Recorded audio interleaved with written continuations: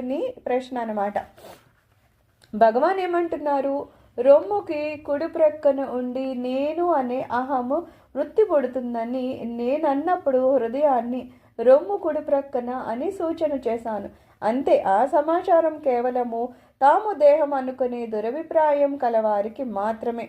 అటువంటి వారికి ఒక చోటు చూపవలసి వచ్చింది. అందుకే హృదయము రొమ్ముకు కుడివైపున ఉందని చెప్తున్నాను. ఇక్కడేమంటున్నారు, రొమ్ముకి కుడి ప్రక్కన ఉంది నేను అనే అహము వృత్తి పుడుతుందని. ఇప్పుడు ఆయన ఏం చెప్తున్నారంటే, ఇప్పుడు ధ్యానంలో స్వామి ఏమంటారు, ఆత్మ మనలో ఉంది, అంతటా ఉంది. ఇక్కడ అసలు అనాత్మ గురించి ప్రసక్తే ఉండదు నిజం చెప్పాలంటే. కానీ స్వామి ఎప్పుడైతే ఏదో ఆధ్యాత్మిక హృదయం అంటే ప్రతి వాళ్ళు అది ఉంది అనేస్తారా, లేదు మళ్ళీ పర్టికులర్గా అది ఎక్కడ ఉందో అని వాళ్ళకి అనుకుంటారు. అందుకని కేవలం వాళ్ళకి ఒక ఐడియా కోసం అన్నట్టు ఆయన